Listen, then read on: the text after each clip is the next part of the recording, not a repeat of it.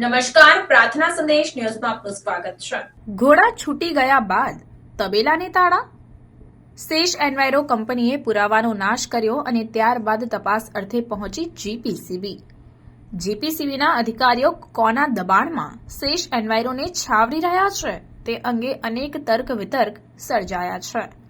સાયખા જીઆઈડીસીને જાણે કે પ્રદૂષણ ફેલાવવાનો પરવાનો આપી દેવાયો હોય તેવું લાગી રહ્યું છે, કારણ કે સેશ એન્વાયરોના માલિકો દ્વારા કેમિકલયુક્ત પાણી જાહેરમાં છોડાઈ રહ્યું છે। સ્થાનિક લોકો પાસે તેના પુરાવા હોય છે। જીપીસીબીને ફરિયાદ કરવામાં આવી તો કંપનીને પુરાવાનો નાશ કરવાનો સમય આપવામાં આવ્યો। કંપની દ્વારા તેમના કાળા કરતૂતોનો નાશ કરવામાં આવ્યો અને ત્યારબાદ જીપીસીબીના અધિકારીઓ તપાસ અર્થે પહોંચ્યા। આ તમામ બાબતોએ તરફ ઇશારો કરી રહી છે કે પ્રદૂષણ ઓગતી સેશ એન્વાયરો કંપની સામે જીપીસીબી એક્શન લેવા માંગતી નથી। જીપીસીબી કયા કારણોસર સેશ એન્વાયરોના માલિકોને છાવરી રહી છે તે અંગે અનેક તર્ક વિતર્ક સર્જાઈ રહ્યા છે। સેશ એન્વાયરો કંપની દ્વારા વારંવાર પ્રદૂષિત પાણી જાહેરમાં છોડાઈ રહ્યું છે, ત્યારે આ અંગે જાગૃત નાગરિકોએ વારંવાર જીપીસીબીને ફરિયાદો કરી, તેમ છતાં જીપીસીબી દ્વારા સમયસર તપાસ નહીં કરવામાં આવતી હોવાની બૂમો ઉઠવા પામી છે। ગત રાત્રે જ સેશ એન્વાયરો કંપની દ્વારા રાતના અંધારાનો લાભ લઈને કેમિકલયુક્ત કાળા કલરનું પાણી જાહેરમાં કાઢવામાં આવ્યું હતું।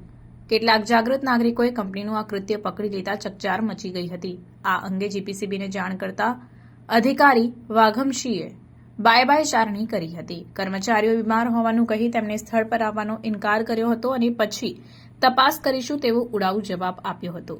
અને બીજા દિવસે જ્યારે જીપીસીબીના અધિકારીઓ ઘટના સ્થળે પહોંચ્યા ત્યારે કંપનીના સંચાલકો દ્વારા તમામ પ્રકારના પુરાવાનો નાશ કરી દેવાયો હતો।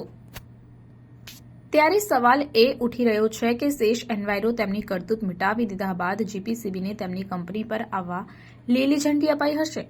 જીપીસીબી જો તેમની અનુકૂળતાએ કામ કરશે અને તપાસ કરશે તો પ્રદૂષણ માફિયાઓ પર અંકુશ કઈ રીતે આવશે? ભૂતકાળમાં પણ સેશ એન્વાયરો કંપની સામે થયેલી પ્રદૂષણની ફરિયાદોમાં જીપીસીબી તંત્ર કંપની માલિકો સામે નતમસ્તક થઈ ગયા હોય તેમ કોઈ જ કાર્યવાહી કરી ન હતી। તેવામાં જીપીસીબીને સેશ એન્વાયરો સામે પગલાં ભરવામાં કયું પરિબળ રોકી રહ્યું છે તે હવે તપાસનો વિષય છે। બાકી જીપીસીબીનું આ પ્રકારનું વલણ પ્રદૂષણ માફિયાઓ માટે પ્રોત્સાહકરૂપ હોય તેમાં કોઈ બેમત નથી। રિપોર્ટર વિરલ ગોહિલ, પ્રાર્થના સંદેશ ન્યૂઝ, ભરૂચ। પ્રાર્થના સંદેશ ન્યૂઝની તમામ લેટેસ્ટ અપડેટ્સ માટે ચેનલને હમણાં જ લાઇક, શેર અને સબસ્ક્રાઇબ કરો।